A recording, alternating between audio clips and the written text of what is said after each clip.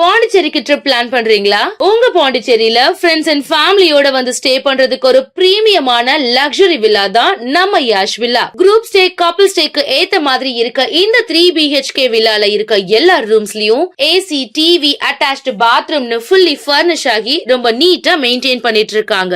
தேவைப்பட்டா சமைச்சுக்க கிச்சன்ல எல்லா யூட்டன்சில்ஸும் இருக்கு. அது மட்டும் இல்லங்க, ஆர்டர் பண்ணா homemade food, car and bike ரெண்ட்ஸ்க்கு கூட ரெடி பண்ணி கொடுக்கறாங்க.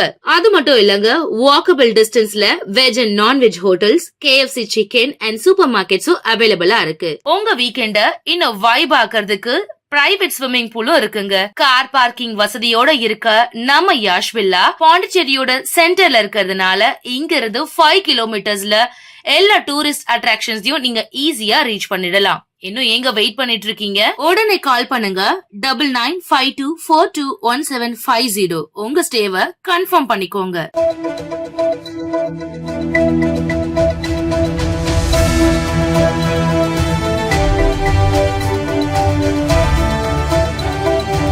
வணக்கம். சக்தி சேனலின் புதுவையின் இன்றைய நிகழ்வுகள்.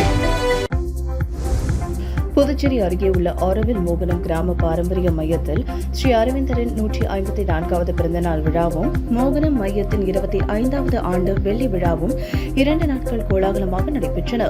இதனையொட்டி ஸ்ரீ அரவிந்தரின் மனித பரிணாம வளர்ச்சி மற்றும் அதிமான உணர்வு குறித்த சிறப்பு பண்பாட்டு நிகழ்ச்சிகள், கலை முகாம்கள், ஓவிய கண்காட்சி மற்றும் பாரம்பரிய கிராமிய கலை நிகழ்ச்சிகள் நடைபெற்றன.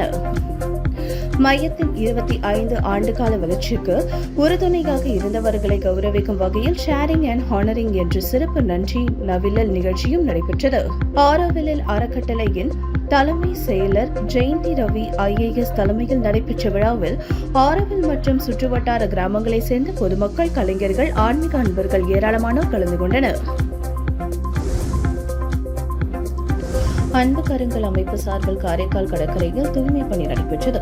நாட்டின் 80வது சுதந்திர தினத்தை முன்னிட்டு காரைக்கால் அன்பு கருங்கல் அமைப்பு சார்பில் காரைக்கால் கடற்கரையில் சிறப்பு தூய்மை பணி நடைபெற்றது. கடற்கரையில் தேங்கியிருந்த குப்பைகளை அகற்றும் பணியில் தொழிலதிபர்கள், சமூக ஆர்வலர்கள், இளைஞர்கள் உள்ளிட்ட 100க்கும் மேற்பட்டோர் பங்கேற்றனர். கடல்வாழ் உயிரினங்கள், குறிப்பாக கடல் ஆமைகள் பிளாஸ்டிக் கழிவுகளை உட்கொள்வதால் பாதிக்கப்படுவதை தடுக்கவும், சுற்றுச்சூழல் பாதுகாப்பை வலியுறுத்தவும் இந்த தூய்மை பணி மேற்கொள்ளப்பட்டதாக அமைப்பின் தலைவர் விக்னேஷ் தெரிவித்தார். தூய்மையான கடற்கரை, பாதுகாப்பான கடல்வாழ் உயிரினங்கள் என்ற விழிப்புணர்வும் ஏற்படுத்தப்பட்டது. காரைக்கால் தூய தேற்றரவு அன்னை ஆலய திருவிழாவையொட்டி நடந்த ஆடம்பர தேர்பவனியில் ஏராளமான கிறிஸ்தவர்கள் பங்கேற்றனர். காரைக்காலில் புகழ்பெற்ற தூய தேற்றரவு அன்னை ஆலயத்தின் 285ஆம் ஆண்டு திருவிழா கடந்த 6ஆம் தேதி கொடியேற்றத்துடன் தொடங்கியது.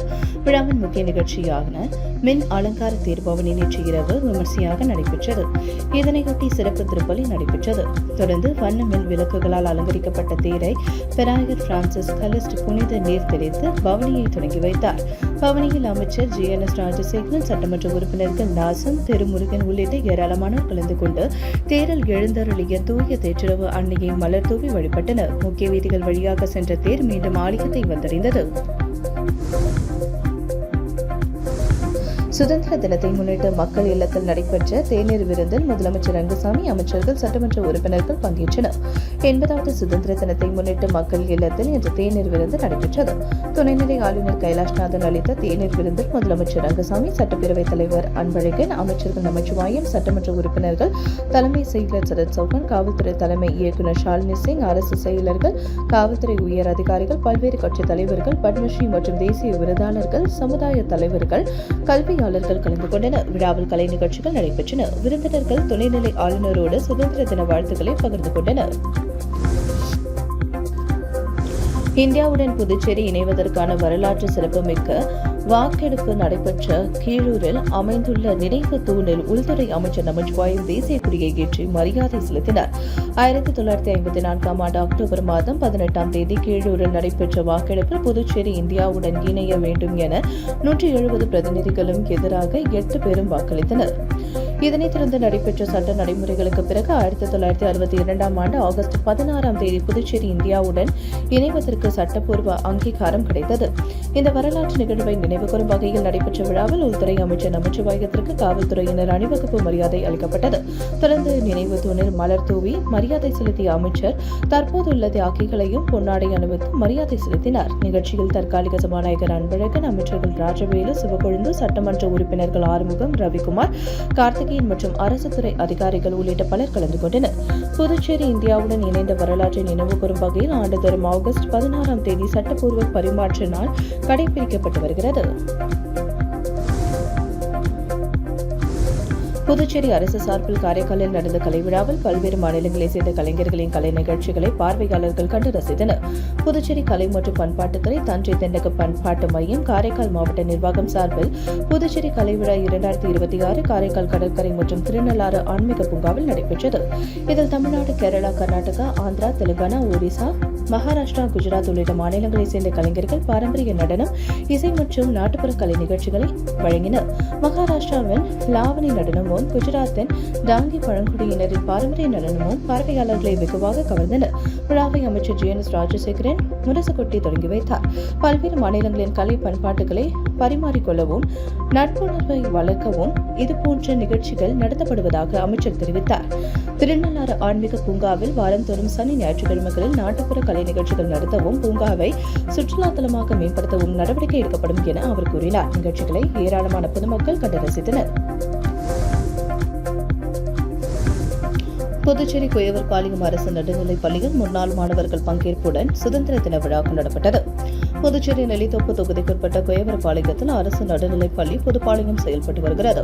இப்பள்ளியில் 1998 ஆண்டு பயின்ற முன்னாள் மாணவர்கள் 80வது சுதந்திர தின விழாவையொட்டி பள்ளியில் ஒன்று கூடி விழாவை சிறப்பாக கொண்டாடினர். முன்னாள் ஆசிரியர்கள் காந்திமதி, சத்யமூர்த்தி, கேட்ரி பரிமலா ரோஜா, வசந்தகுமாரி, தனசேலன் ஆகியோர் முன்னாள் மாணவர்களுடன் இணைந்து விழாவில் பங்கேற்றனர். பள்ளியின் தலைமை ஆசிரியர், ஆசிரியர்கள் மற்றும் மாணவர்களின் ஒத்துழைப்புடன் நடைபெற்ற விழாவில் பல்வேறு போட்டிகள் நடத்தப்பட்டன. போட்டிகளில் வெற்றி பெற்ற மாணவர்களுக்கு முன்னாள் மாணவர்கள் சார்பில் பரிசுகள் வழங்கப்பட்டன. மேலும் ஆசிரியர்களுக்கு நினைவு பரிசும் பள்ளி நினைவு கேடயமும் வழங்கப்பட்டது. மாணவர்களுக்கு இனிப்புகள் மற்றும் தேசிய கொடிகளும் வழங்கப்பட்டன. 1998 ஆண்டு பள்ளியில் பயின்ற மாணவ மாணவிகள் நீண்ட காலத்திற்கு பிறகு மீண்டும் ஒன்று கூடி தங்களது பள்ளிக்கால நினைவுகளை பகிர்ந்து கொண்டு மகிழ்ந்தனர். புனித விண்ணேற்பு அன்னை ஆலயத்தில் ஆடம்பர தேர்பவனியை கவர்னர் கைலாஷ்நாதன் தொடங்கி வைத்தார். நெல்லித்தோப்பு புனித விண்ணேற்பு அன்னை ஆலய திருவிழா கடந்த 6ஆம் தேதி கொடியேற்றத்துடன் துவங்கியது. திருவிழாவை ஒட்டி காலை மாலை சிறப்பு திருப்பலி மற்றும் தேர்பவனி நடந்து வருகிறது. இந்நிலையில் பெருவிழா நேற்று நடந்தது. இதனையொட்டி காலை நடந்த திருவிழா திருப்பலியில் புதுச்சேரி கடலூர் உயர் மறை மாவட்ட பேராயர் பிரான்சிஸ் கலஸ்ட் கலந்து கொண்டார். அதனைத் தொடர்ந்து மாலை ஆடம்பர தேர்பவனி நடந்தது. இந்நிகழ்ச்சியில் கவர்னர் கைலாஷ்நாதன் ஆடம்பர தேர்பவனியை தொடங்கி வைத்தார். இதில் ஜான்குமார் எம்எல்ஏ பங்கு தந்தை சூசைராஜ் மற்றும் கிறிஸ்துவர்கள் திரளானோர் கலந்து கொண்டனர். புதுச்சேரி கடற்கரை காந்தி திடலில் கலை விழாவினை முதல்வர் ரங்கசாமி முரசு கொட்டி துவக்கி வைத்தார். புதுச்சேரி அரசு கலை பண்பாட்டுத்துறை மற்றும் தஞ்சை தென்னக பண்பாட்டு மையம் சார்பில் புதுச்சேரி கலை விழா 2026 தொடக்க விழா கடற்கரை காந்தி திடலில் நேற்று மாலை நடந்தது. சிறப்பு விருந்தினராக முதல்வர் ரங்கசாமி பங்கேற்று விழாவை முரசு கொட்டி துவக்கி வைத்தார். இதில் புதுச்சேரி, அசாம், உத்தரகாண்ட், ஹரியானா, மேற்கு வங்காளம், ராஜஸ்தான், ஜம்மு காஷ்மீர், குஜராத், தெலுங்கானா, கேரளம், கர்நாடகா, யூனியன் தீவு ஆகிய மாநிலங்களைச் சேர்ந்த கலைஞர்கள் கலந்து கொண்டு தங்களது மாநிலங்களில் பாரம்பரிய கலை நிகழ்ச்சிகளை அரங்கேற்றினர். இந்த விழா கடற்கரை காந்தி திடல் மட்டுமின்றி கருவடுக்குப்பம் காமராஜர் மணிமண்டபம், மடுகரை மந்தவெளி திடல், உருவையாறு அரசு கலையரங்கம், திருக்கனூர் மாரியம்மன் கோவில் திடல் என 5 இடங்களில் நாளை வரை நடக்கின்றன. விழாவில் அமைச்சர் ராஜவேலு, எம்எல்ஏக்கள் ஆறுமுகம், விக்னேஷ், அரசு செயலாளர் முகமது ஹசன் அபத், இயக்குநர் சக்திவேல் மற்றும் பலர் கலந்து கொண்டனர். கலை விழாவை கடற்கரைக்கு வந்திருந்த உள்ளூர்வாசிகள் மற்றும் வெளிமாநில சுற்றுலா பயணிகள் கண்டுகளித்தனர். சுதந்திர தின விழாவையொட்டி நெட்டப்பாக்கம் கொம்யூன் பஞ்சாயத்து அலுவலகத்தில் தேசிய கொடியேற்றி ஆணையர் மரியாதை செலுத்தினார். நெட்டப்பாக்கம் கொம்யூன் பஞ்சாயத்து அலுவலகத்தில் சுதந்திர தின விழா சிறப்பாக கொண்டாடப்பட்டது. பஞ்சாயத்து அலுவலகத்தில் ஆணையர் ரமேஷ் தேசிய கொடியை ஏற்றி மரியாதை செலுத்தினார். முன்னதாக நெட்டப்பாக்கத்தில் உள்ள காந்தி சிலைக்கு மாலை அணிவித்து மரியாதை செலுத்தப்பட்டது. இந்நிகழ்ச்சியில் உதவி பொறியாளர் ராமலிங்கேஸ்வர ராவ், இளநிலை பொறியாளர் சுப்பிரமணியன் மற்றும் அலுவலக ஊழியர்கள், துப்புரவு பணியாளர்கள் மற்றும் பொதுமக்கள் பலர் கலந்து கொண்டனர். விழாவில் கலந்து கொண்ட அனைவருக்கும் இனிப்புகள் வழங்கப்பட்டது. உங்கள் சக்தி சேனலின் புதுவையின் அன்றாட நிகழ்வுகளை உடனுக்குடன் தெரிந்து கொள்ள சக்தி சேனல் புதுச்சேரி யூடியூப் சேனலை சப்ஸ்கிரைப் செய்து கொள்ளுங்கள். மறக்காமல் பெல் பட்டனையும் கிளிக் பண்ணுங்க. ஷேர் பண்ணுங்க, லைக் பண்ணுங்க. உங்கள் சக்தி சேனல்.